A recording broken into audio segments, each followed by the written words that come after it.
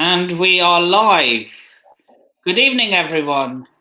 Or should I say good afternoon, or good morning, or good night, wherever you are, wherever you may be. This is Football for Thought podcast, season 2, episode 2. And today I am joined by Manny and King. Both making, I'm assuming these are both your debuts on my podcast. Yeah, on your podcast. Yeah.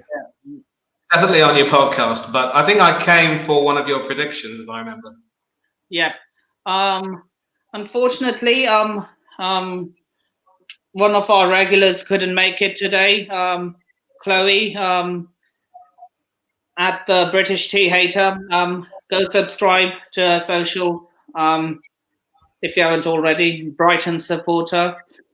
Unfortunately, she couldn't make it today because she was at the game. Speaking of that game, why don't we all take a moment and laugh at Manchester United? Yeah, it was a comical game. I've said it many times. Graham Potter is one of the best managers in the league. The job he's done for Brighton with that budget is not talked about enough.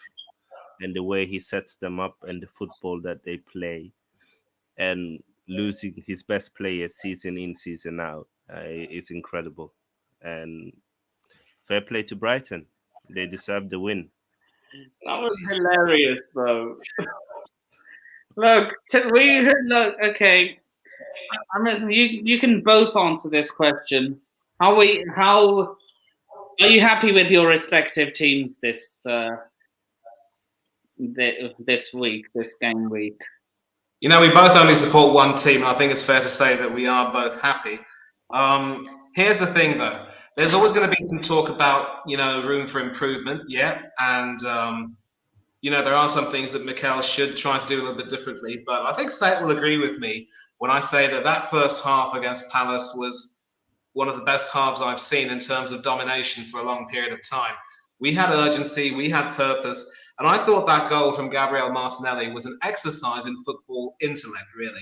Zinchenko had the sense to sort of ping that ball with his head into that melee in the penalty area, and it caused just as much confusion as Rory Delap's long throw-ins used to do when he was playing for Stoke against us. So, and the way Martinelli had the sense to head the ball back across Guaita, who had gone to his left, was really good because he knew that positioning. He had that positional awareness, and the keeper could only, touch it in. I think he got a fingertip to it, but couldn't keep it out. But there were some moments where I think we just sat back and just sort of allowed them to cover us. And that's the type of thing which sort of irritates me a bit about Arteta. And I'm sure that Sate can agree to some extent. When you play teams like Crystal Palace or any team for that matter, you allow them to come back at you. You're asking for trouble. And we were just lucky that that practically every time they had a chance to score, they got cold feet. Ramsdale did make a couple of good saves, but also, in fairness, that header from Edouard and that shot from Asa were not really going to trouble him that much. But we got the second goal. It sort of calmed things down a bit. And yeah, all in all, I'm happy with the result, and I'm going to take it. But there is still a little bit of room for some improvement, and it is really only the first week. That's why instead of laughing at Manchester United's misfortunes, I'm just, sporting a coy smile.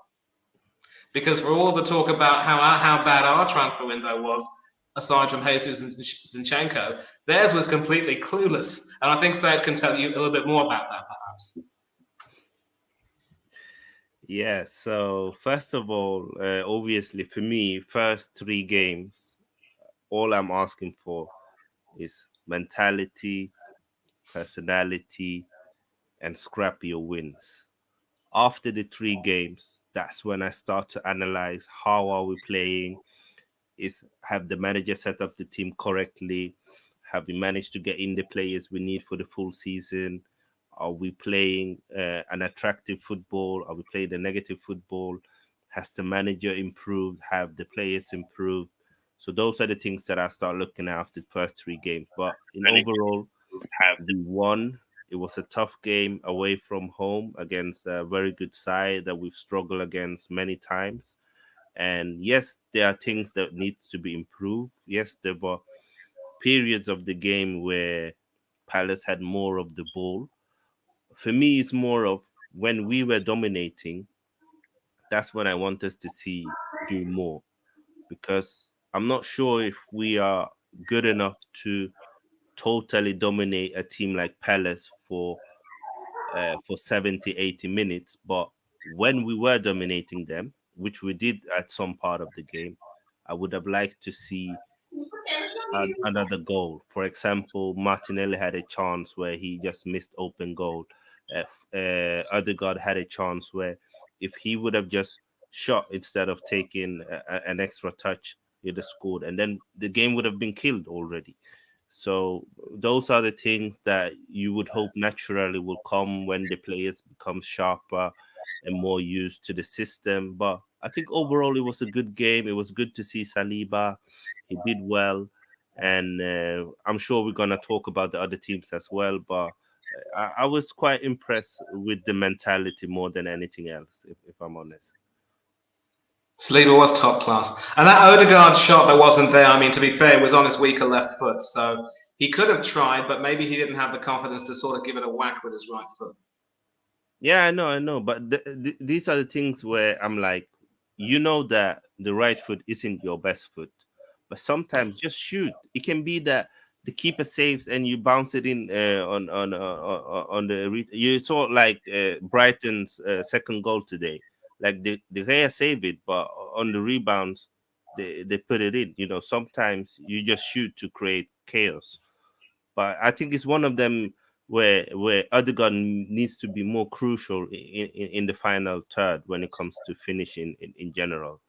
But as I said, I'm not critical. I'm happy that we won actually, and it's good. We needed to have a good start, and we need to take that energy to Leicester when we play them at home. Hmm. What about you, Nippon? Did you watch our game? Oh, you're on mute. You're muted, mate. Watched parts of it. Yeah, watched parts of it. I have to say, that William Saliba, proper defender. In my opinion, he should be one of the starting. He should be the starting centre back in Deschamps' World Cup squad. Wow. That is a very big call. Get into that. I mean, if he continues to play well, Deschamps has shown that he has faith in him and he's played him.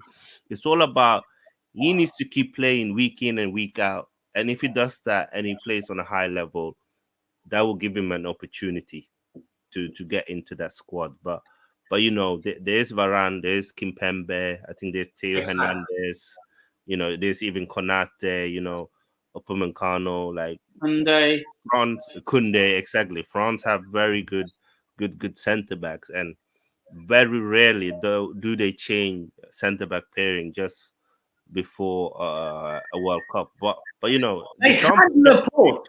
They had Laporte. Yeah, they messed that up. They did. But you know, Deschamps has shown during Nation League that he's not afraid of playing Saliba. So I'm sure if he continues to play well, he will have an opportunity at least to prove himself. I mean, he will get an opportunity, but whether he will actually break into that back four will be difficult. Yeah, the fact that Umtiti is not there anymore will help a little bit. I mean, whatever he was thinking with his career choices, I don't know. Umtiti is just made from glass. I'm sorry. Yeah, but he made some questionable decisions. Umtiti. He had the opportunity to leave Barcelona to be a starter. Sorry, bless you. Be a starter at many Premier League teams, but he refused. He stayed, and now he's nowhere near that squad. Yeah. But yeah, I think. What did you make of? Did Arsenal impress you, Nippon, or do you just take it as it's just a game? Look! I could go full on trolling you and saying it's only Crystal Palace, but the first half was one of the best first halves you guys have ever had, in my opinion. Second half, I started seeing some mistakes. Palace were coming really close to leveling, and I think if it was like a better, like if I have a funny feeling, like if there was a more clinical striker in their attack, they would have like got a few back, in my opinion. Like they would have either drawn that game or possibly even won it. In my opinion. But teams miss, you know. I mean, even we miss some open chances. But I do think that if they had a better striker, maybe they would have scored. But you don't know. We don't know how anyone is going to react. But we're going to face a better striker next week, so we will see then. You know, Jamie Vardy is still one of the best strikers in the league. And it's going to be interesting to see. He's not better than Kane. He's not better than Haaland. No, but he's one of the best strikers in the league. You've mentioned two world-class strikers. Besides them, he's up there. Would you say he's better than Nunes? Yeah, right now he's proven. His track record in Premier League is proven. Nunes has the potential to become better, but right now, we have to give him the Yeah, but that's a game. Like Vardy scored every season in and out. He scores. I don't know. I rate him and respect him. I think still he's up there. I don't know about you, Manny. What's your view on Jamie Vardy? Oh, listen, he's proven quality, top class, and it's sort of a sign of how he wanted to allow younger strikers to come to the fore for England that he decided to take a break from international football. But any manager worth his salt would have him back in a heartbeat. And, you know, people talk about how Vardy's a different sort of striker and how maybe we should have gone for someone like Ivan Toney from Brentford, who is more or less in that same mould. You do realise that strikers like Vardy and Toney are not the most elegant, but they're in the right place at the right time. Perfect goal poachers. I'm pretty sure you'd agree with that. And yeah, as long as he's still fit and healthy, he'll be a threat. My only issue is that he will be getting on a little bit, and there will be some talk of Leicester managing his minutes. I speak very frequently with Ant from the LCFC fan channel. That poor bloke went to the King Power Stadium to see Toney and Vardy clash, and he was not best pleased in his video reaction. But that aside, Vardy will be a bit of a threat, and there were some good signs in the Leicester team which went 2-0 up, only for themselves to suffer that sort of complacency and lose that 2-0 lead.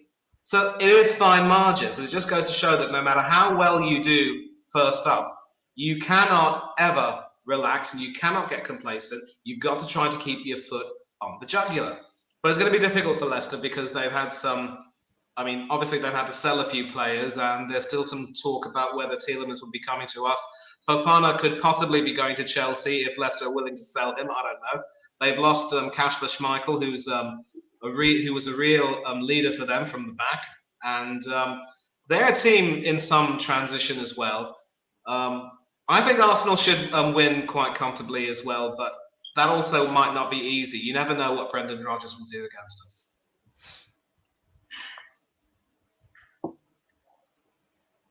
Mr. Sharma? Oh, yeah. I'm just sending the link to a few other people. I'm trying to get a full house, which is 6 people. Awesome. Said, you were saying something? I'm sorry you got interrupted. Yeah, no worries. No, I was saying, yeah, I agree, man. For me, like, it's going to be interesting to see how Saliba does with an old school experienced striker like Jamie Vardy, who still got great movement, who is a fox in the box, and who troubles a lot of defenders. It's going to be interesting to see because his profile is very different from Edouard and Mateta, who are more physical strikers. He's going to try and run in behind him and Gabriel. So it's going to be an interesting experience and battle to see, and I'm looking forward to it. Yep, definitely. Sorry. Yeah. Are we going to move on to the next game? Yeah, before we do, I'm going to read out a couple of comments. So, big up James. Evening, everyone. Well done on yesterday. Got it with the result. but I can take some positives from that game. Okay, big up to you, James. Evening. Manny says evening. This little conversation between you two there. Yeah, been a really good, interesting start to the Premier League season. Yes, James.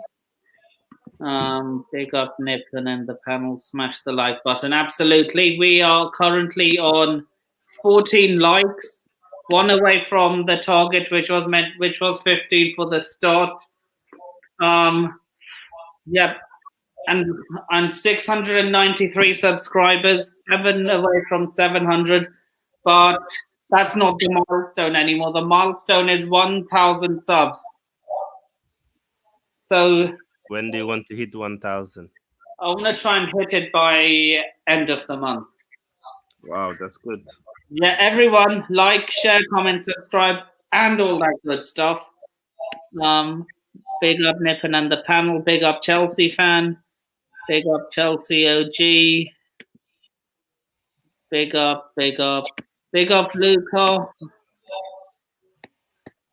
A clean sheet at last. Yay, we finally get a clean at last. It's only been one game. Mr. B says, big up Nippon and the panel. Congratulations on Chelsea's win. Also Arsenal, although I think despite the first half performance and Saliba being absolutely amazing, Palace were the better team in the second half, yet still unconvincing. It would have been a draw if we never gave the penalty away. Chelsea, our main problem was we have no striker. Yeah, Everton do lack a striker, but Richarlison gone to Tottenham. Dominic Calvert-Lewin injured until further notice. Yeah, they need a striker. Yeah. Bye Timo, says Chelsea fan. Yeah, Timo Werner is gone back to Germany. Pick up Mr. B for life. Great comeback for you guys today. Pleased to get a draw. Arsenal did a good job. James Holland was good today. Yeah. He was. Winning against West Ham. Yeah, I think the good thing with this weekend is that both Nunes and Haaland have ended the debate if they are going to flop. I think they've both shown that they are going to have a good impact for their respective teams and that they are two quality strikers. I saw you at Nando's. At the one in Cobham. How many Nando's did you go to this weekend? Just the one in Cobham. Yeah. Unless he's talking about a few months ago. Yeah. Nippon, which question? When you go to Nando's, what do you take? Lemon and herb or anything spicier? Extra hot. Me too. Big up Muhammad. Big up. Subscribe to the Blue Lounge if you haven't already. And big up Mo. Hope you're good. Mo, I'll send you the link if you want to join. Copy.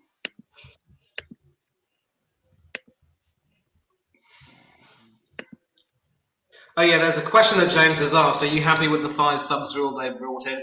Personally, yes, I am. I mean, there is some criticism in that it might actually eat into a little bit more game time. But, with the Premiership being as fast and frenetic as it is, and with more and more players being susceptible to injuries, you definitely don't want to have a situation where a team gets more injuries than available substitutes. So this should go some way to addressing that balance, and I think it can only benefit teams in the long run. Of course, it's not a necessity that both teams will use their 5 subs, but for tactical reasons and for physical reasons, it can only be a good thing. I don't know what you two think about that. I totally agree with that statement. I'm all for player welfare. I wanted this way back, long time ago, way before it was even talked about, because I feel like there's so many games during the season. And if you're going to have a squad of 25 players where you want a squad with quality players and you want to keep them happy, then having 5 subs helps to that. And it And, also and gives we must interrupt because we have a special guest today. Big up yourself, Goonie. How are you? Nippon, I'm all good, man. How you doing? I'm good. I'm good. Ring light set up, everything. So, how are you doing? I am, as you know, I've just done a 2.5 hour stream, mate. So I'm just chatted, and my time ain't done. I still got to make dinner. I still got to go out. I've got nothing. I'm busy shit. But here I am. Thanks for inviting me. Sorry. No worries, no worries. So, welcome to the Football for Thought podcast. Yeah, this is going to be a weekly thing from now on. Although I won't be hosting next week's podcast because I'll be in Prague. Speaking of that, next week's host will be King from the football from King's show. So, yeah. I hope I'm trusting you. You have to do a good job. Oh, I'm nervous. I hope I can live up to your shoes, man. I'll do my best. As long as Manny promised to behave, I'm sure I'll be fine. What do you mean behave? I always am on my best behavior. You know me better than that. Yeah, You're a wind-up merchant. I'm probably the troublemaker. Taking the mickey. Yeah, taking the mick. So, Goonie, would you like to? What were your thoughts on Chelsea? What were your thoughts on Chelsea's performance today? Chelsea's performance today, not the most inspiring, but I will take the positives out of it and give benefits of the doubt since it was the first game of the season. Not everybody's up to optimal fitness. Obviously, Thomas Tuchel did mention in the preseason that he would have ideally liked to be more prepared going into the season, so I took that into consideration. But considering we haven't won there since 2017, and we took all 3 points away, it's a positive start. I can't complain. Yep. And we've finally broken our Goodison Park curse as well. Yeah, exactly that. But definitely there's a lot of stuff that we need to work on. There's issues that we need to address. I've been talking about it for like the past 2.5 hours already, saying I feel the CDM position is integral to any success that we're going to have going down the line. So I do think we need to address that as well as several other positions. Yep. And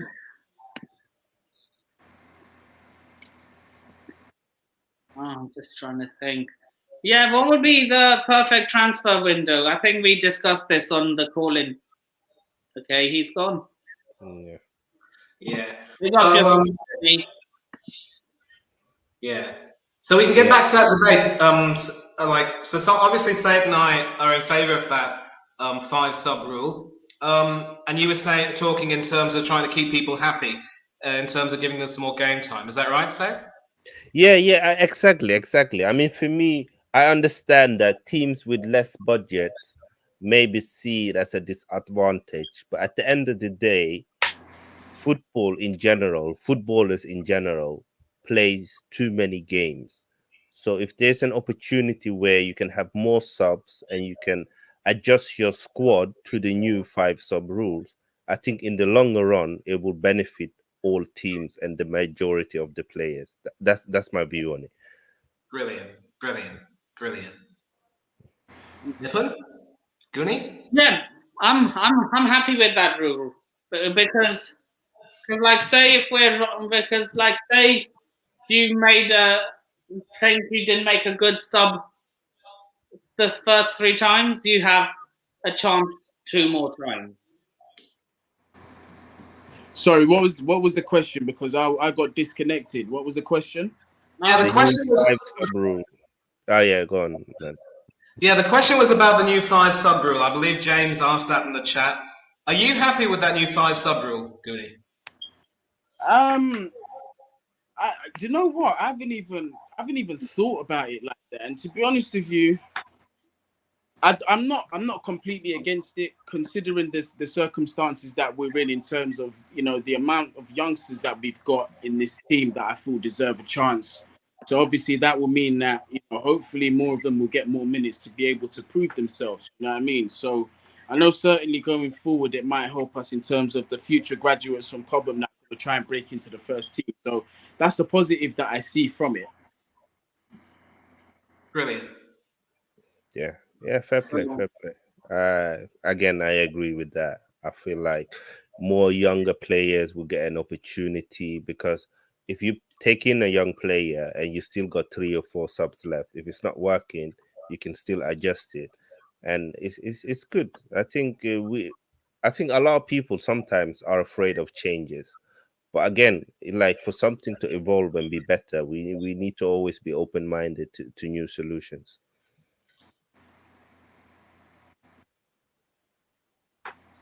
That's perfect. That's perfect. Yeah. James has asked us all a question. Who stood out today, in your opinion? Is that for me?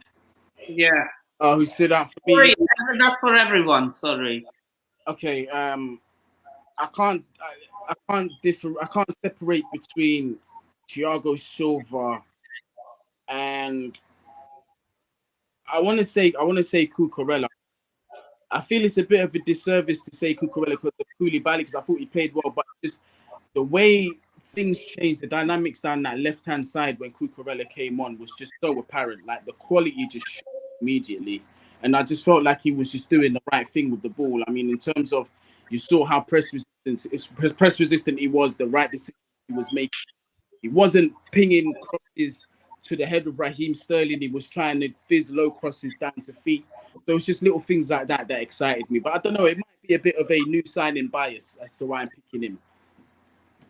Look, man, he definitely does improve our team. And I honestly think he will end up. I think he might play centre back as well for a few games. Like, say, if they want to play Chilwell at wing back. Yeah, I mean, you can play them both together. But my thing is that I think the quality that Cucurella has, it would be a shame to use him as centre back, and we should use him in his best position, which is left flank. And I do think he's going to help us massively. And I think as well, because my concern when Alonso left is not that he's the best player in the world, but he did add goals. But signing Cucurella, I think he replaced him perfectly. But I think he will get goals. I think he will improve on his goal count compared to what he had over at Brighton. Yeah, absolutely. I can see that. I feel like City missed out when they didn't pay the asking price for Brighton. For me, Cucurella, I've rated him ever since he was in Spain. I was surprised that no Premier League team went for him. And I think he showed last year when he played for Brighton how complete he is. He's as good as going forward as he is in defense. And he's very press resistant. He's technically good. He's explosive. I don't really see any weaknesses in his game, if I'm honest. He kind of reminds me of a more technical version of Kieran Tierney. And I think he's going to be a great addition for Chelsea. I think he stood out. I think Thiago Silva again showed that as long as he's fit, age is just a number. He's still one of the best centre backs in the world, and he really, really organized that defense. And listen, a lot of people are sleeping on Chelsea, and if they can add a few more creative players and a goal scorer, there will be a problem because they got some quality players in the squad, and Thomas Tuchel is a good manager. Agreed. Tuchel is a good manager. He shouldn't be under any pressure. And yeah, I mean, I didn't see too much of that game. I did see when Cucurella was having the ball, he did look quite good.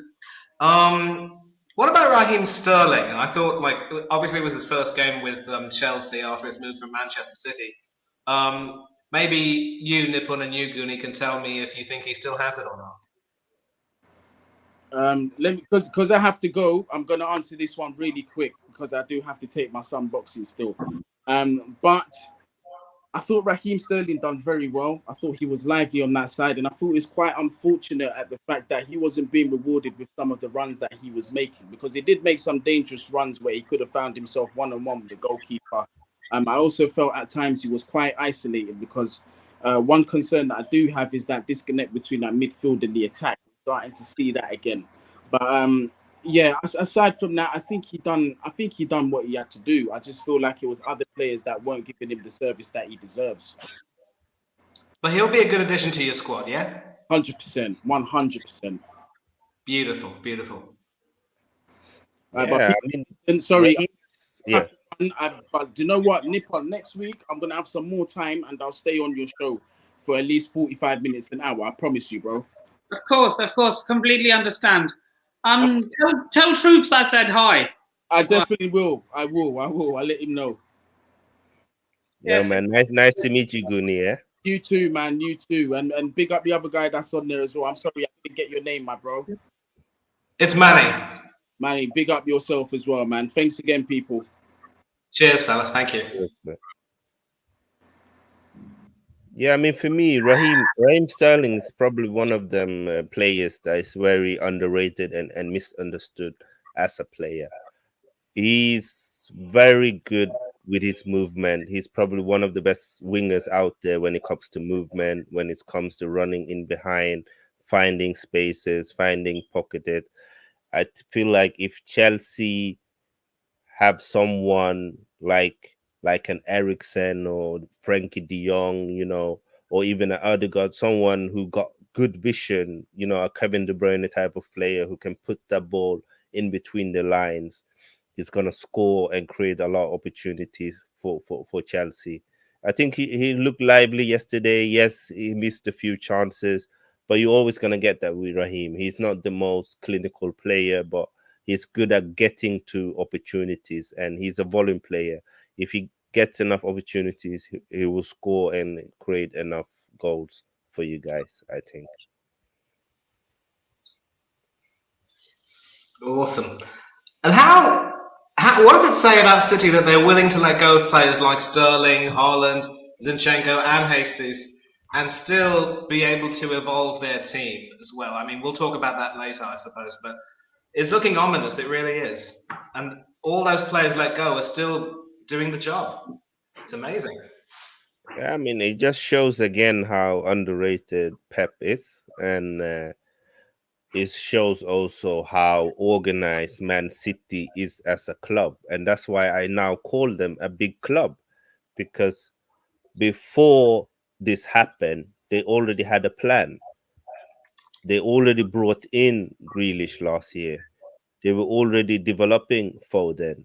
They already knew that Haaland and Alvarez was going to come in, and they kept Gundogan for another season. Like, they don't panic. They have a strategy. They have a plan. They won't overpay for people. They won't let the players go for peanuts. Like, they move and behave like a professional big club should do. And that's why they've been so successful and will continue to be successful, unfortunately, for us others. But yeah, and Pep again, people always questioning him. Oh, he's changed formation. It's not gonna work. Haaland is not made for City's system. It's all bollocks, man. Pep is a genius. He knows what he's doing. City's gonna be up there again, and they're gonna be a problem for a very long time. Agreed completely. Completely. Mr. What about Sharma? you, I'm just trying to make. I'm just sending links out to all the people I follow to see who replies. I want to make it a full house. I want to make it 6 people. Yeah, I think an advice it's during the week, try and book everyone in, and make sure like a day before if they're coming, because I know that today a lot of people are doing their own shows. They want to do a review on the first week, and it's Sunday, it's work tomorrow. So Yeah. mm. Maybe Sunday isn't a good day for the podcast. Not really. I'd love to see Gunner King come on because Nippon, I do remember your little tussles with him on Twitter with the videos. Good fun. Yeah, I want to see him come on. Look, me and him are both going to be laughing today at Man United's expense. Yeah. Yeah, I mean, sometimes as a fan, you have to take the opportunities when they come. But 100% Man United will improve. Eric Ten Hag will Look, get. you can't polish it. Look, as the saying goes, you can't polish a turd. Uh, I hear that, but do you know what it is here? Football fans, and this isn't a critic to you or to anyone on here, but in general, football fans are very reactionary. So as soon as a team lose or soon as a player loses a form, they're useless, they don't know what they're doing. People have to understand, like, Eric Ten Hag is new. He's never managed in England before. These players, this project is something that is very new, and he's changing the way Man United works as a club and play football. And it's gonna have to take time. Like we saw it with Pep in his first season. It wasn't amazing. I think they finished fourth or third or something like that. We saw it with Klopp when he joined Liverpool. I think first 6 7 months they finished eighth, and the season after they finished fourth. It wasn't until after that he really started to kick on. So Eric Ten Hag is new. United squad is very unbalanced.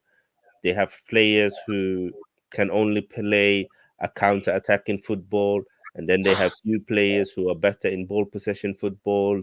They also have a few players who got big egos, and there are few players who doesn't have the right mentality. So until he's been able to shift the players he needs to shift away and get the players in that he wants, it's going to be very up and down in the first season, I believe. But that doesn't mean that he's not a quality player or that Man United still won't be able to challenge for Europe at least.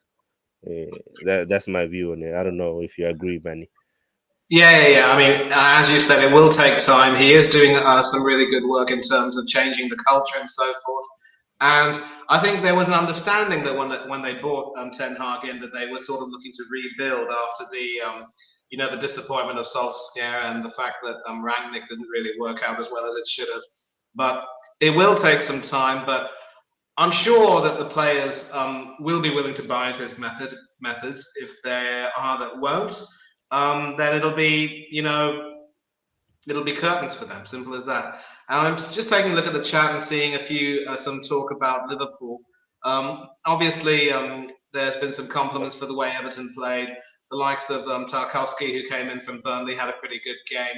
Alex Iwobi, former Gunner. Dwight McNeil, another Burnley alumnus, tried but didn't really get that much joy. Again, their lack of a striker will possibly hurt them.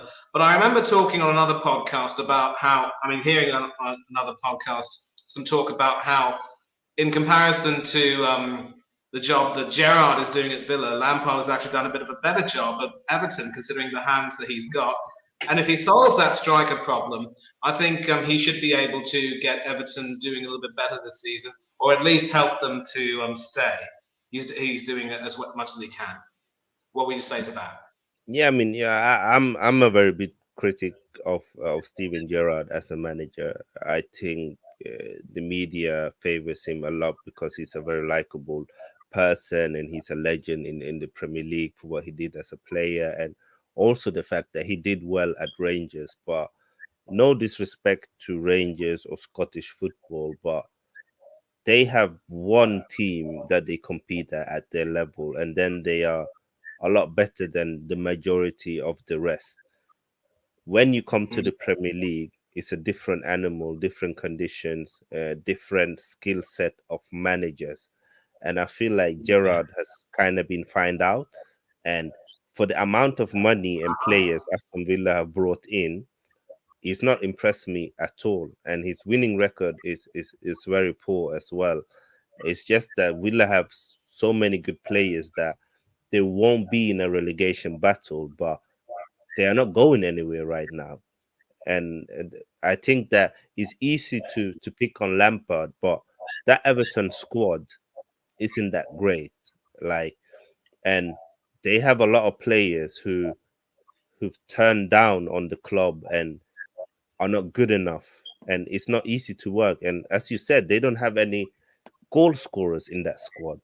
Even like Dominic Calvert-Lewin is probably the most prolific player, yeah, and he's very injury prone. But if you take him out, to find even one player in that squad that will give you 10 Premier League goals, you are scrapping. And that's a problem. I'm just saying one more player, and they don't have that. And that's a problem for Everton. They need to add goal scorers in their squad, because otherwise it's going to be tough for them. I think he set them up very well against Chelsea, but if they had 2 or 3 more quality players, they probably leave that game with a win or at least a draw.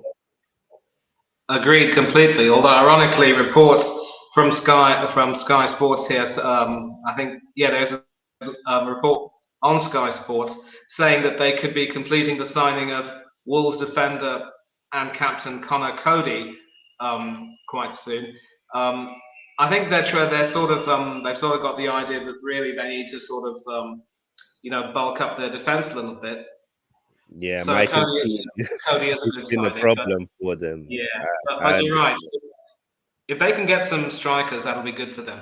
They And should there was get another. Emmanuel Dennis. If they can get him and Ismail Assar, that would be 2 very good players for them. All of a sudden, they got way more goals in that squad. Agreed. There was another piece of news from James Dunlop. Marseille are about to sign former Arsenal and Manchester United striker Alexis Sanchez as a free agent. That's going to be interesting indeed. I mean, there's some talk about how he might be past his prime, but Marseille think that he can still hack a little bit, still a key player for Chile. Should be interesting. And now, Nippon, here's a question for you from the lifetime Chelsea fan. How many players away do you think Chelsea are from challenging for the title? Quite a few. When you say quite a few, can you give me a number? We need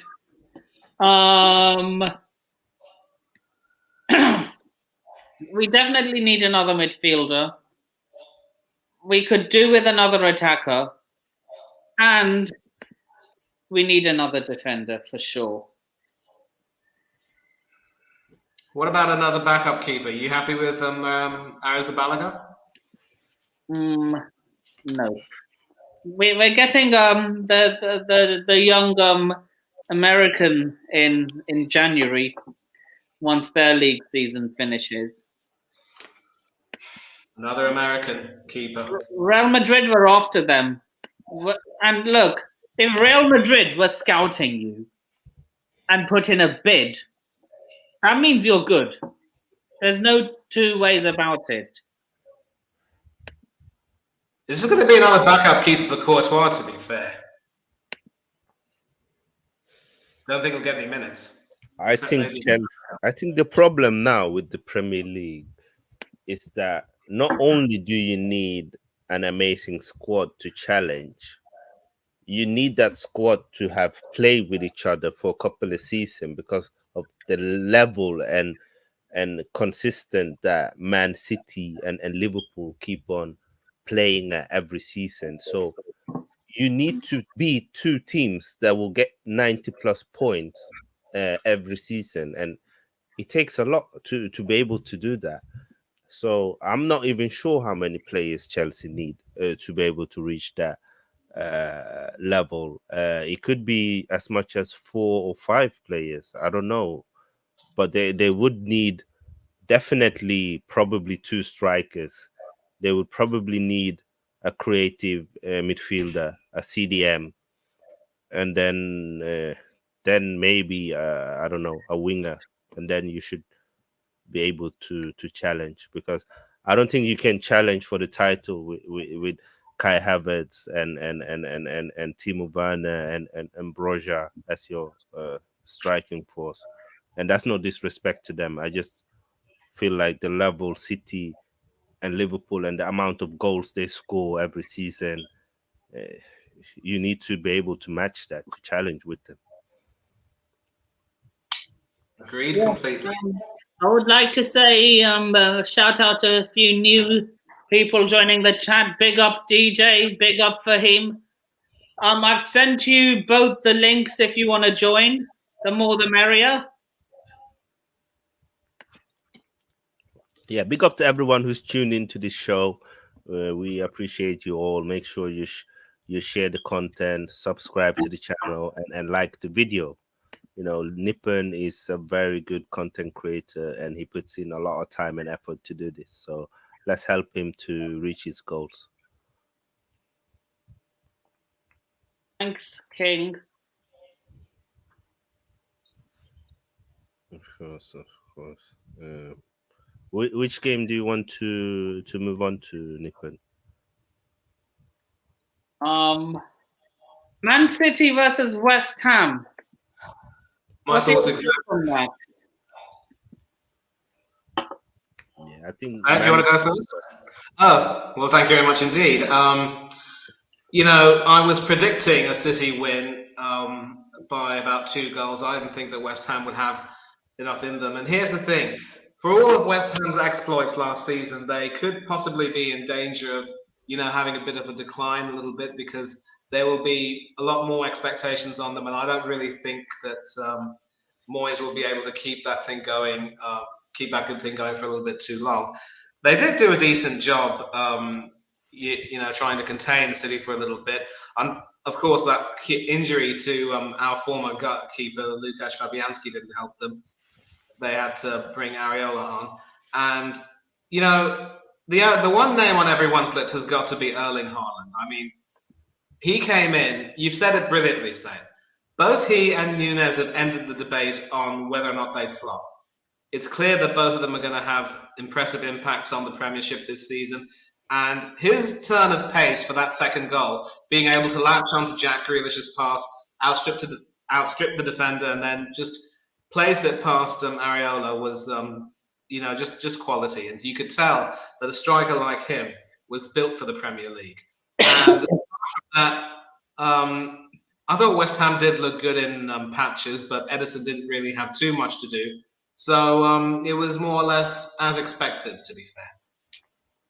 So before we move on, I would like to welcome to the stream Fahim. How are you doing? Yeah, I'm doing well, Nippon. How's everyone doing? All good, fine. Very good, my friend. Yep. Good. Manchester. Yep, all good.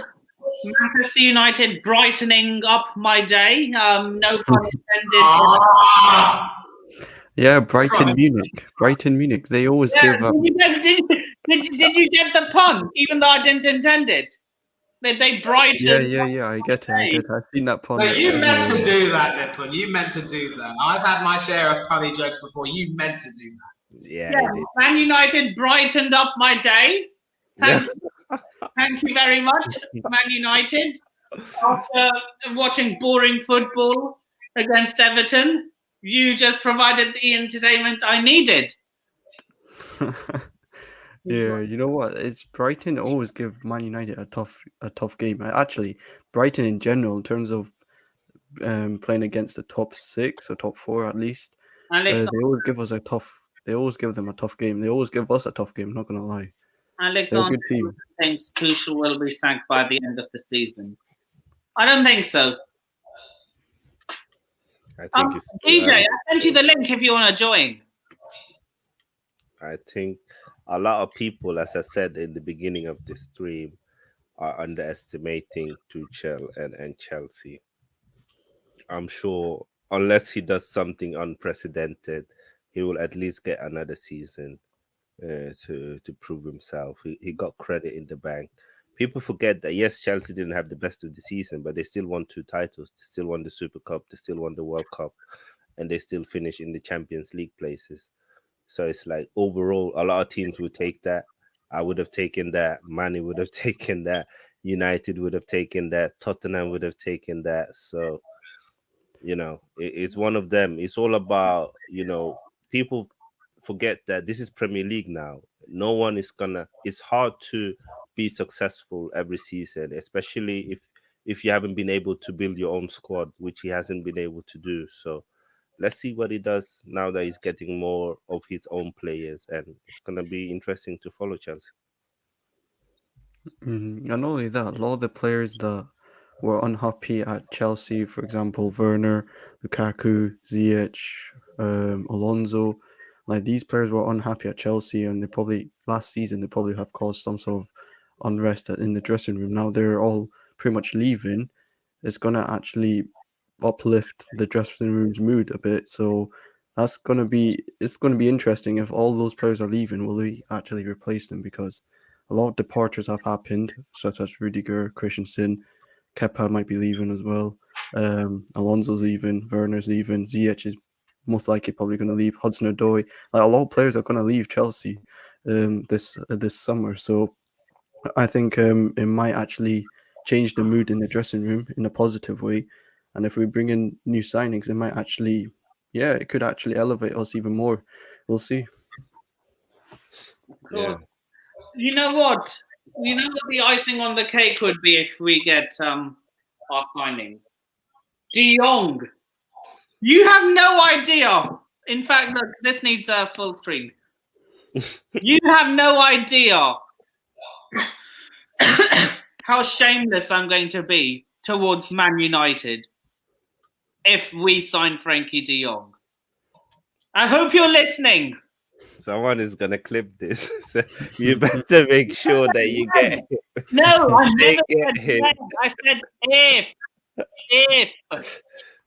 You But know, he- social media is ruthless. He's been talking. He really does not like Manchester at all. He's really scared of Manchester. I'm not gonna lie. I don't like Man United. No, not just United. He just doesn't want to go Manchester. I don't Oh, know why. wait. I thought you were talking about me. I said, of course I hate Man United.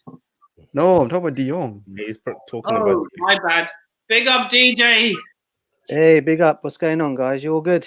Now this is looking like a podcast. yeah. You like the fact that there's now finally more Chelsea fans than Arsenal. No, Yeah.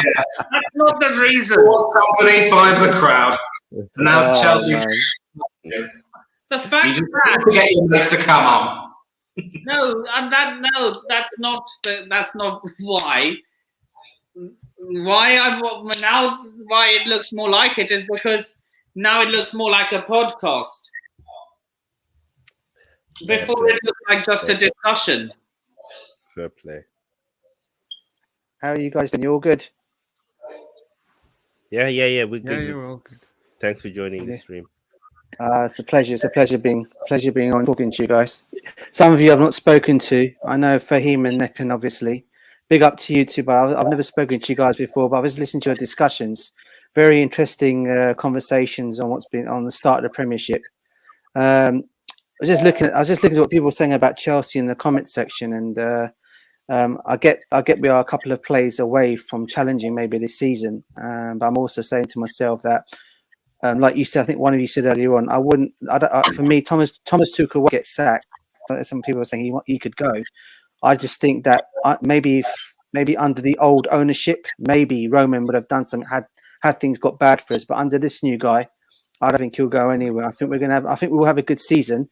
We won't obviously win the Premiership, but I think we'll be up there, thereabouts. I think personally. That's just my take on it. I just need a team other than Man City to win the Premier League this season. Agreed. Haaland looks scary today. I'd rather look. I know Fahim's not going to like this. I'd rather Liverpool win the Prem. No, Man City. no. Fahim. Man Yeah, I understand where Nippon is coming from. dominating. Right? I don't want Man City dominating.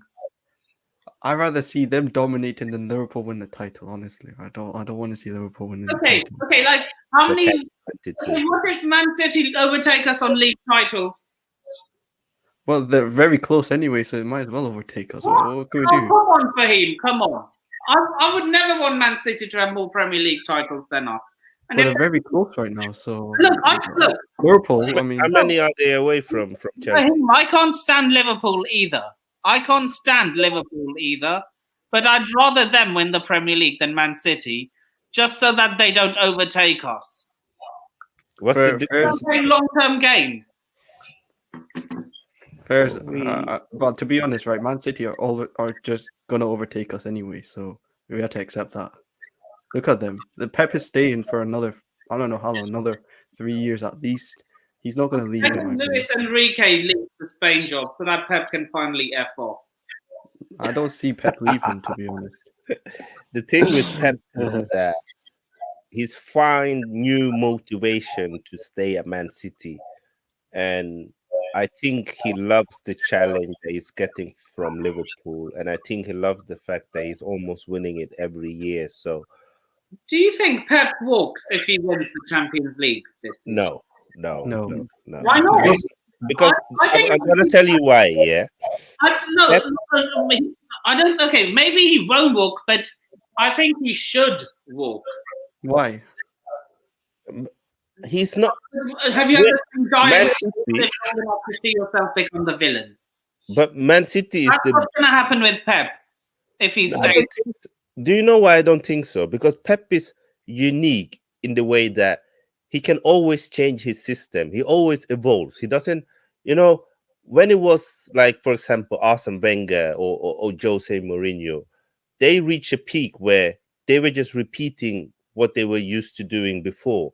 But when you look at Pep, the way he played when he was at Barca is different from when he was at Bayern. It's different from when he just came to Man City, and it's even going to be different from last season. And it at City, he got the owners, he get the wallet, he has all the facilities, he has one of the best coaches and management around him, and he has a very flexible squad. So why would he leave that? Where is he gonna get that anywhere else? And Exactly. where would he go? The only way I see He Pep hasn't leaving. managed in Italy. He hasn't managed in France. But I don't think he wants to manage in France. I How mean, do you know? if he went to France, he would go to PSG, yeah. He could go to Marseille. No, he would never go to Marseille. How do you know? No, Pep Are you would friends with only go to a club know that they can do? afford to buy him the players he needs to play his football. yeah. Not only that, I only see Pep leaving City once he retires from top level football. If the next move I see him in management is an international job or retirement. If he wants to Exactly. slow down and spend more time with his family, Yeah. he's gonna take. And he said that he's open to take Argentina, Brazil, or Spain. Yeah, Do you think he could win the World Cup? of course. He's of course he much can. better Yeah, manager than He's quality. than any other manager out I know there. when wait, he could. I think Spain will win the World Cup this year. They need to forward. If they continue with Alvaro Morata, it's gonna be hard for them to win anything. If I'm honest. We'll discuss that. Euros It's true. with, It's true. Andrea Bellotti and sorry, Italy won the Euros with Ciro Immobile. But Immobile is better Yeah, than Morata. Though. But Immobile was good. He's good. He's a good striker. Just because he plays in Serie A. In the Euros, Well, he scores more. Okay, he Nippon. didn't score many goals in Let, the Euros. let me ask you something, Nippon. Morata's never outscored Immobile in Serie A. So how is he a better striker than him? Exactly. Okay, but have you seen his goal record for Spain compared to Immobile's goal record with Italy? But the problem with Morata is A mentally. goal every 2 games is nothing to shout at, to laugh at. And I actually thought he would be a good fit for Arsenal, but he said no. But, it's funny. That's one of the reasons why I think Spain might not win, because Morata is actually their top striker. I still don't see them having that much in terms of cohesion in Yeah. the midfield, even with Busquets or whatever. They have good young players though. Gavi, Pedri. They have a talented squad. There's no doubt. Luis Enrique is a very good manager. But the problem with Morata is also mentally. When Yeah. it gets tough, he's not up for it.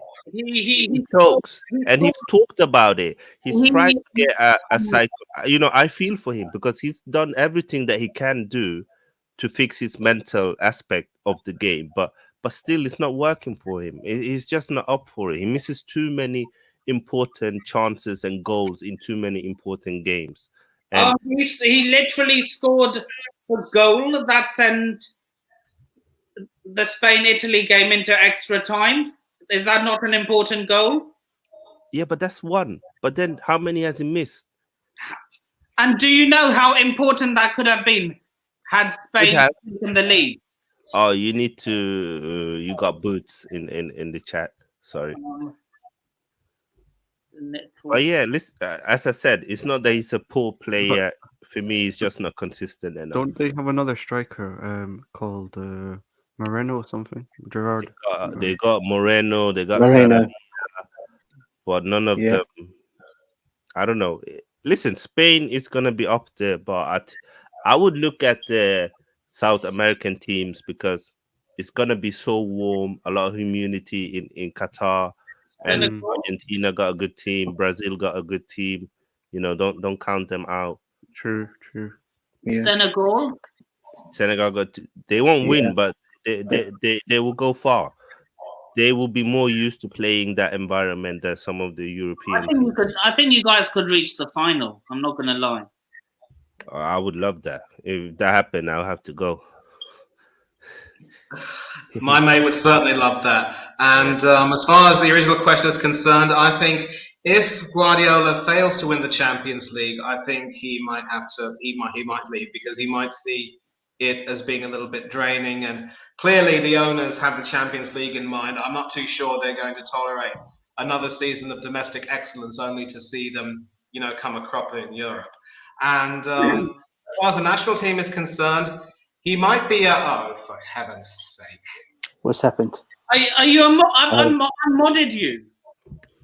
Yeah, I know. I saw that. Bro, they're relentless. Alexander Hilton, I've modded you as well. Bro, they're just coming up of. Oh my days. Thoughts on myself. Put it a slow How many mode. of them? Put it a slow mode. Yeah, put slow mode in just for now. That stops the algorithm, so I'm not going to do that. Okay. Yeah. I'm sorry I'm sorry I alerted you to that. I shouldn't have done that. I mean, I should have been a bit more suave. But thanks for the honour. And there's another question about the World Cup. Who do you lot rate more for the England squad? This is for the right back position. Would be Trent Alexander-Arnold, Reece James, or Kyle Walker? My answer would be, and I know this is almost sacrilegious given his Tottenham connections, Kyle Walker. I don't rate. I mean, we saw Alexander-Arnold, his attacking qualities, and certainly his role in getting Liverpool back against Fulham was understated. But he was also in some ways responsible for Fulham's first goal, and we can never forget how he was caught out for that Champions League winner for Real Madrid. So for me, it has to be Walker, no doubt about it. And I think TAA has a lot of improving to do. James could be in with a shout. I'm sure the Chelsea contingent will agree. But for me, it's Walker who has to be first choice, no doubt about it. It depends if we're playing a 3 at the back or 4 at the back, because if Southgate plays a 3 at the back, I see Kyle Walker playing the right centre back, and maybe right wing back. You may see either Reece Trent James. or James.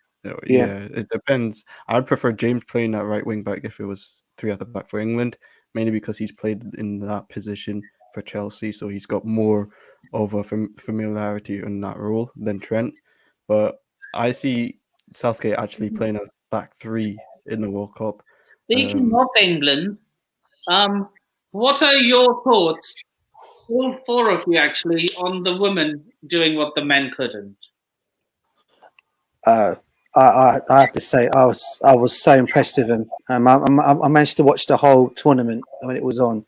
I was really, really impressed with them, I have to say. They played absolutely brilliantly, and we're talking about the men who managed to win something in 1966. Yeah, the women have just come and actually not only have they just won it for England, they've also beaten Germany as well, which a lot of people were saying it was kind of like getting the old enemy down and obviously winning something after so long. I mean, I thought they were brilliant throughout the whole tournament.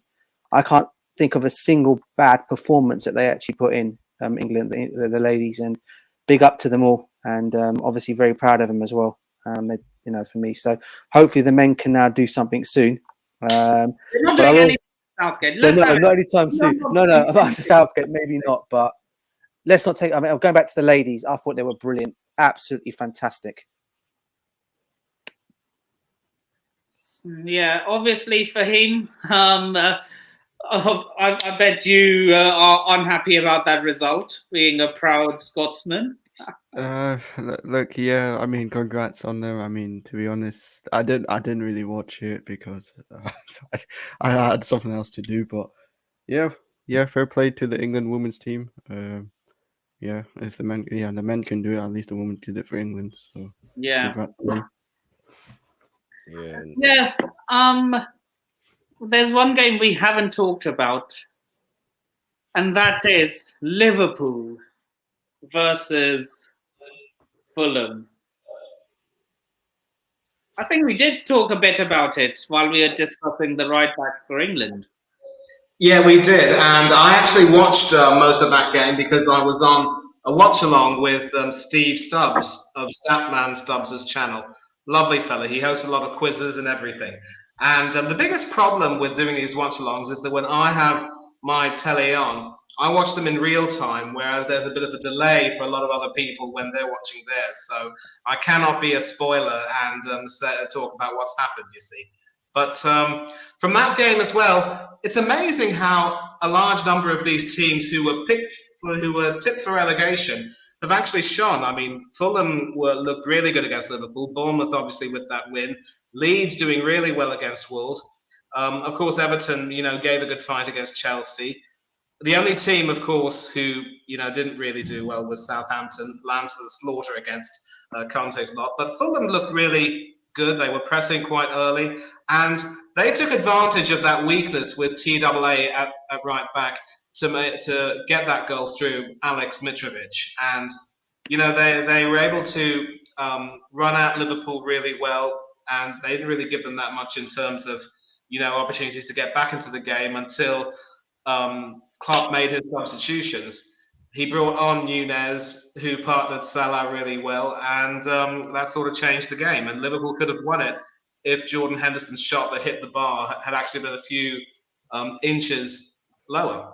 That would have been a hell of a goal if that had gone in. I'm not going to lie. Yeah. But so Fulham actually looked quite good, and they could actually be a team that can surprise. But again, that just goes to show that if you're caught cold, you're asking for trouble. And Liverpool do have a little bit of work to do, but they will get it done. Fulham could definitely pull off a few surprises. I think they've really impressed me with the way they played that day. It was it was an outstanding game from them. I think it was a point well deserved. I don't think they would have done enough to win the match, but they did enough to hold their own against last season's runners-up. Good game for the Cottagers. Yeah. Just quickly before I go, I said this last week that people should not take too much from the Community Shield game. The agenda out there was that Man City are gonna struggle, Liverpool look good, Nunes and Haaland, are they good enough? Are they gonna fit the system? Those kind of conversations. And all I'm saying is that very rarely does Klopp and Pep get it wrong with attacking players. Very rarely. And I think this weekend Nunes showed that he's gonna be important for Liverpool. He's gonna score a lot of goals for them. They looked very vulnerable. They didn't look at it. I felt like they were underestimating Fulham. It will be a lesson learned for them. Klopp will have to adjust that.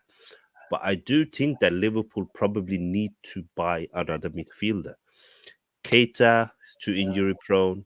Oxlade too injury prone. Milner is getting old. Henderson is getting older. Thiago injury prone again. It's a lot injury prone bodies in that midfield, so they might need to speed up that deal with Bellingham or get another player with high quality if they want to be able to win the league. But they will have a good season. But Fulham will also be a problem for teams who think that they can just go there and collect 3 points. But thank you for having me on, Nippon. I'm sorry I had to leave, but it was great. Yeah. Before you go, could you put the Could you put your game week 2 predictions in the group chat? In the private message here. In the private messages so that I can make note of it. Oh, I need to get it up then. 1 second. I need to get the game week 2 up. And you will be hosting the podcast next week. Yeah. I'll hop in for bits of it, but since I'll be so busy, I won't be able to stay for the whole thing. Yeah, no worries. Let me see. So next week, first game is Yeah, we might as well do the predictions and then. yeah, I just have to do it quickly. Sorry. Yeah, you just put yours in real quick. Yeah.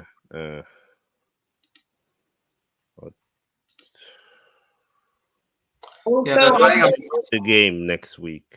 yeah, they're playing on Saturday, Sunday, and Monday, and I'll tell you the games. Okay, The first game on Saturday is an early kickoff at 12:30 between Aston Villa and Everton. Okay. I think it's gonna be a draw. One. Okay. Anyone else with their predictions? I'm going. Can I just say all of mine first because I really am late. Yeah, Okay. just you put yours, and then we will put ours afterwards, and then we are wrapping up ourselves. Yeah, hold on a minute. Let me just share this screen then, yeah, so that you can all see the fixtures. Yeah, just share the screen. I'll let it in. Right. Can you see everything? Yeah, so it's Villa, Everton, Arsenal. Yeah. Arsenal 2-0, Brighton, Newcastle, I think 2-1 Newcastle.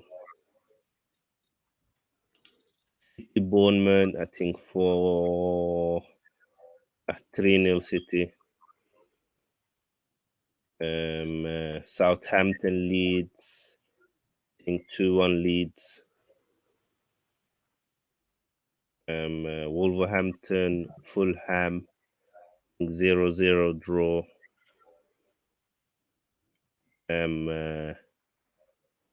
Brentford, Man United. Oh, that's a tough one. I think maybe 2-1 Man United. Surely they are gonna have to improve. Right. Yeah. And these are Sunday's games, say. Forest, West Ham. 1-0 West Ham. Chelsea and Tottenham. Ooh, wow. That's a tough one. Do you know what the problem is? Yeah, the Tottenham game is probably the only one that I miss. I only saw the highlights. I don't even know. I know that they won and scored 4 goals, but I don't know how well they played. It's a derby, Stamford Bridge. It's gonna be goals. So I'm gonna say 2-1 Spurs. And Monday's game is Liverpool against Crystal Palace. I think 2-0 Pool. 2-0 Liverpool. Okay, brilliant. So if you have to leave now, you can leave. Thanks a lot for everything. Yeah.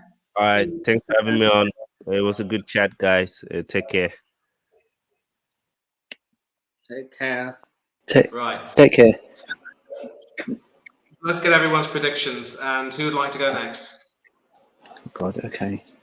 Who's right? Let's have a look. I'll go next.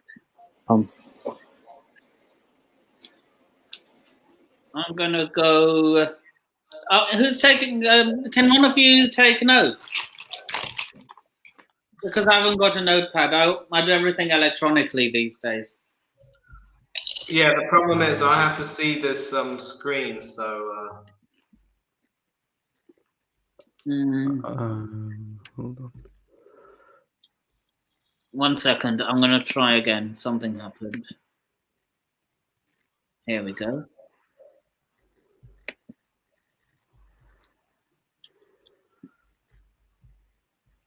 So, Aston Villa versus Everton, what are we saying?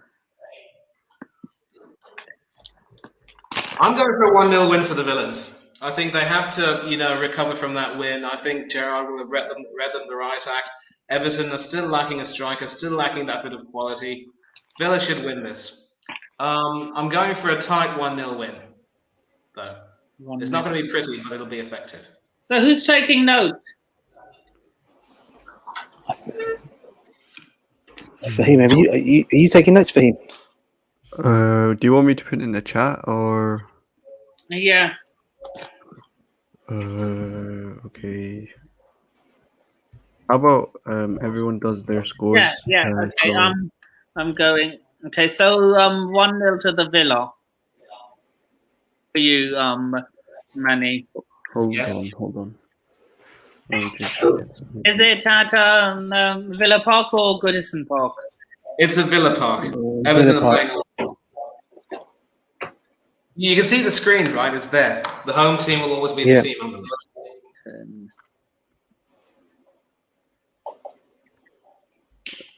So if everyone does their scores first, and then that'll be easier to actually write. So Okay, so I'll continue.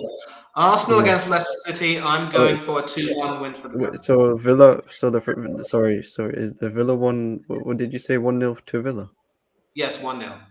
Okay. Right. And so for Arsenal against Leicester City, I'm going for a 2-1 win for the Gunners. I think Vardy will score. Leicester did look good for the most part against Brentford, but Arsenal should have too much for them. 2-1 to the Gunners. I'm gonna one up you on that. I'm going 3-1 to the Gunners.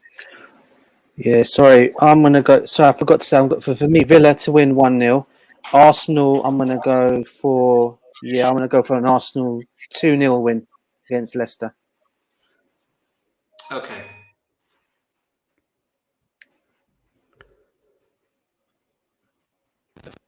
No, wait. Hold on. Can Manny actually do the whole fixtures first, and then we'll do it. And then to you, Nippon, and then DJ, and I'll do mine last. Yeah, okay, So that's cool. it'll That's be cool. easier for me to actually type. That's why. Exactly. That's what you were saying. That's probably the better idea. Sorry about that, mate. No So worries. I've No gone. worries. Yeah. So 1-0 for the Villa, 2-1 for the Arsenal. Yep. As far as Newcastle against Brighton and Hove Albion, I'm actually going to stick my neck out and say that this will be a draw because both of them had impressive wins. I think I see them cancelling each other out. So it'll be a score draw, 1-1. 1-1. Okay. Yeah, and then for City and Bournemouth, I mean, they were impressive against the Villains, but they're lambs to the slaughter. Haaland will be on fire. 3-0. I'm echoing Said's prediction. It could be more, but 3-0 is my guess. Okay. Right. That's fine. Southampton against Leeds. 1-0 Leeds. Southampton just look in complete disarray.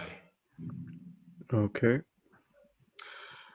Wolverhampton Wanderers against Fulham. This is going to be very interesting. I actually would like to see Fulham win. I think they will win, but there should be some goals. 2-1 to the Cottagers. 2-1. Okay. Yeah. Wolves 1, Fulham 2. Yeah? Yep. Okay. And Brentford Manchester United will be really tasty because Eriksen will be going back to the Bees, and I think he will definitely have a role to play. I predict him scoring, and I predict it'll be a 2-1 win with Eriksen being one of the scorers. 2-1 win to United, right? Yep. Yep. Okay. Now for Sunday's fixtures, Forest are now struggling in their new life back in the league. I mean, it might sound crass to say that after one game, but it is what it is. And up against West Ham, who are more established, I think the Hammers should have enough. 2-0 to the Hammers. 2-0. Okay. Yeah. Forest 0, West Ham United 2. And Chelsea and Tottenham Hotspur, oh boy, the return of Antonio Conte. God, I'm actually prepping it for this game. I'm not going to lie. Yeah, so I predict a score draw. 2-2. 2-0. You should be a commentator. I've had people say that. Yeah. Liverpool Yeah, Liverpool and Palace should be a very tight win for the Reds. 2-1. 2-1. Okay. Okay. Mr. Sharma, you're next. I'm gonna go for a. I'm gonna go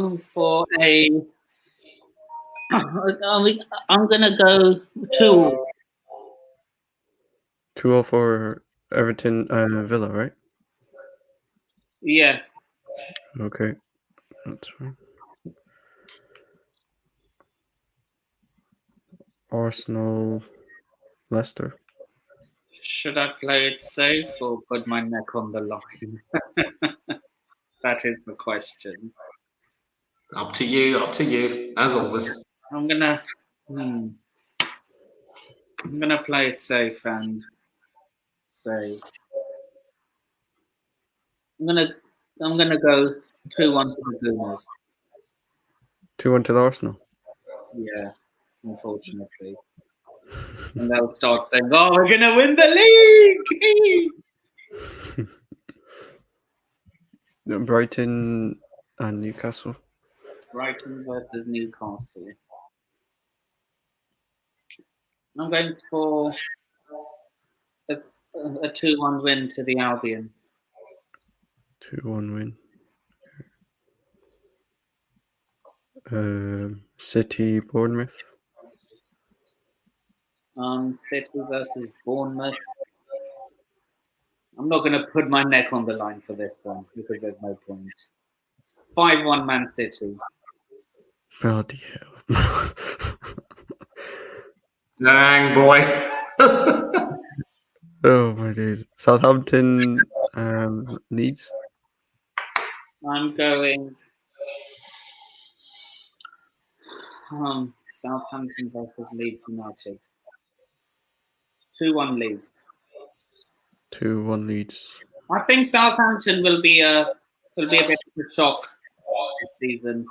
I think they're going to be one of the teams to get relegated. Yeah. To be honest, it's a shout. Wolves, Fulham. Wolves versus Fulham. 2-2 all. 2-2. Okay. Brentford United. I'm going 3-2 Man United. Wait, is Mikkel Damsgaard a Brentford player now? There was some news about him, sir, about Brentford going for him. I will check that out later.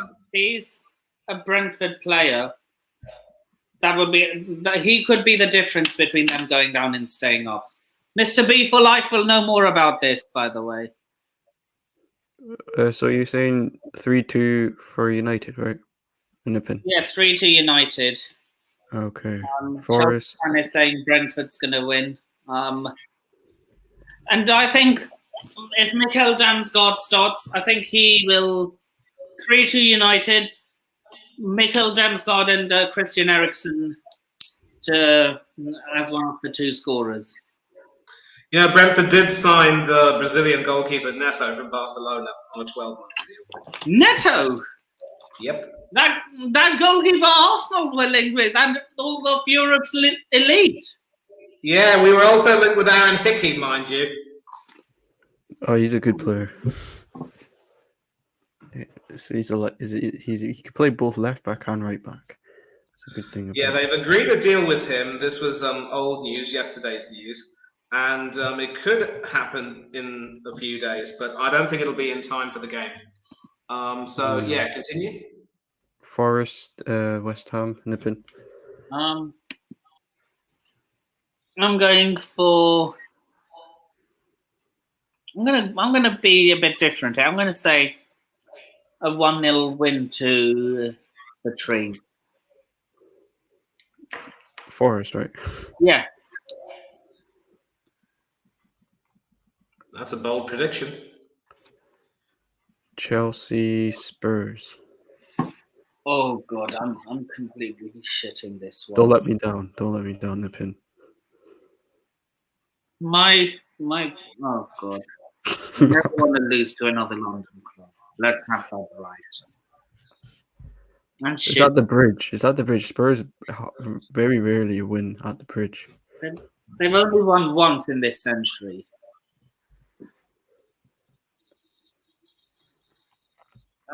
I'm going to go 3-2 Arsenal.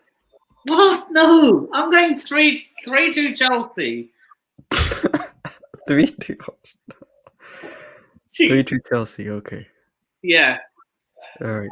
Last Yeah. one. Liverpool. There's going to be a preview on my channel, by the way, for that game. Inviting 2 other Chelsea supporters and 3 Spurs supporters. Oh, that should be fun. Yeah. The panel, I'm not going to reveal the panel just yet, but let's just say there's going to be one of the Chelsea fans in this podcast is going to be in that preview as well.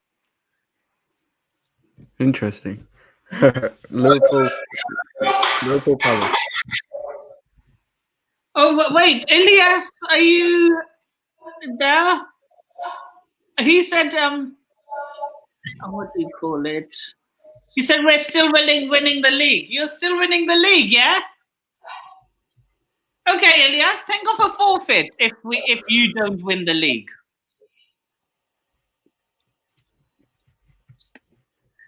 Hello.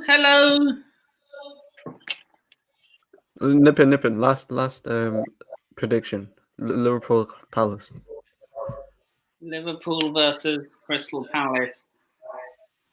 3-1 Liverpool. 3-1. Okay, cool. Okay. Now we have one more set, do we? Or how many more do we have? We have DJ, right? and then Fahim. Ryan, do you want to join?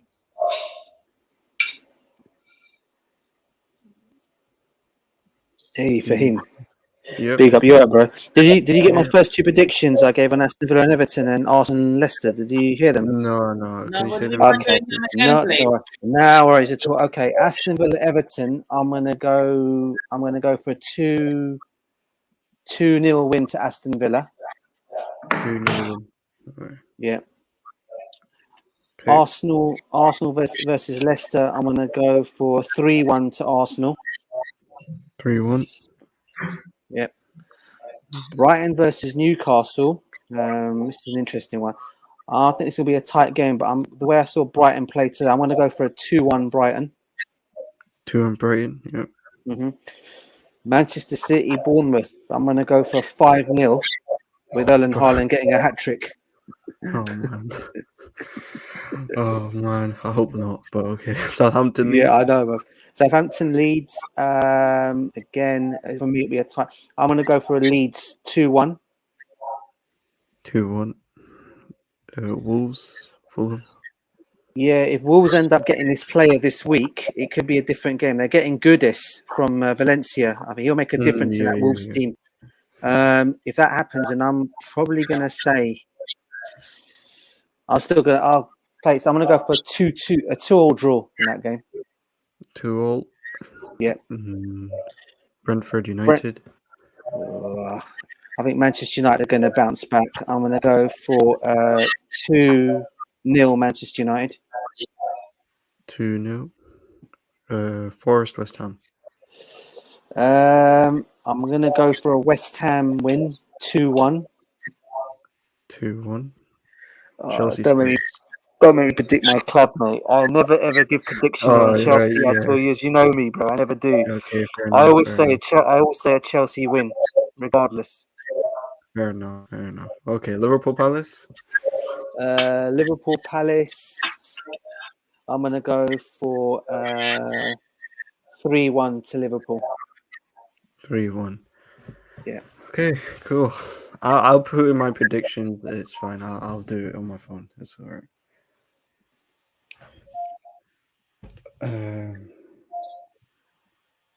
So for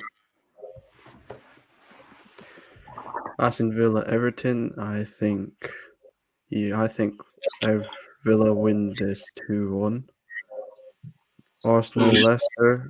Yeah, I think Arsenal are going to win this 3-2. Mhm. Brighton, Newcastle. That's an interesting one. I think it will end in 1-1. Put 1-1. City, Bournemouth. Oh, this is a hard one. I think it's going to be. I'll put 3-0 City. Southampton, Leeds. I'm going to go with 3-1 Leeds. Wolves, Fulham. I'll go 1-1. Brentford versus United. I'll go with a 2-1 win for United. Forest, West Ham. I'll go with 2-1 as well. Chelsea, Spurs. I'm gonna back my team 2-0. 2-0 Chelsea. Liverpool Palace. I'll go with 3-1 Liverpool. Now, when you said 2-1, was that for the Hammers or for Forest? For West Ham, yeah, Hammers. Yeah. Okay, cool. Okay. So is that it? Has everyone got their predictions in? Yep. Brilliant. What? You're so negative, man. Look at this comment.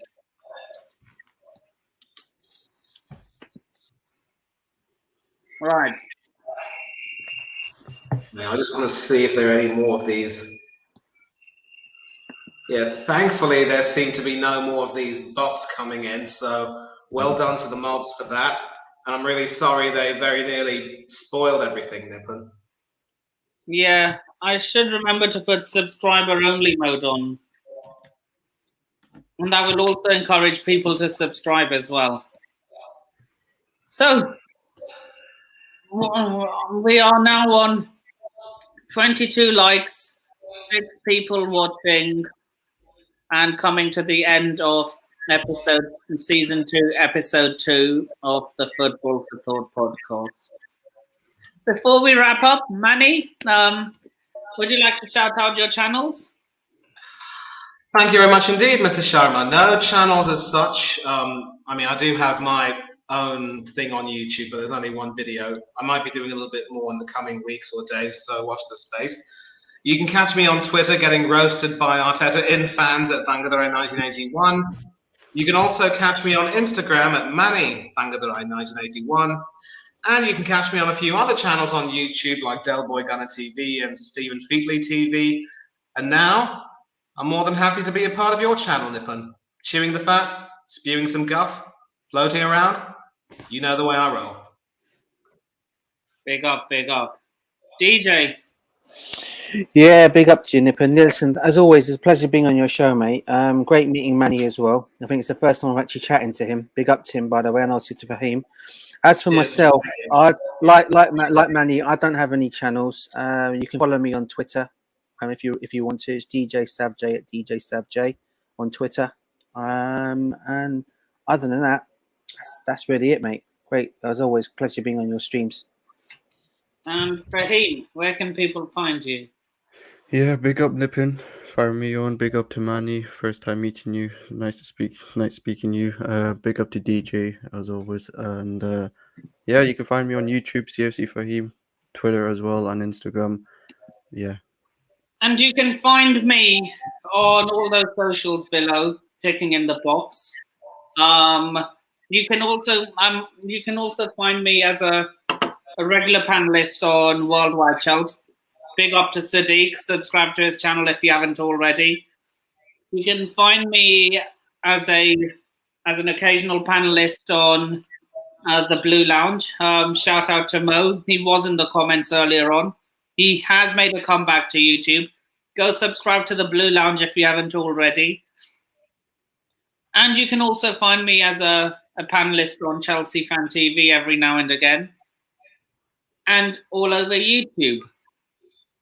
And yeah, with that being said, social media and all those and all my socials are in the ticker below. Please remember to like, share, comment, subscribe, and turn on the bell notifications if you haven't already. And with that being said, I shall see you all in the next video. Laters. Bye, everyone. Thanks for coming. Sorry for the boss. Have yourselves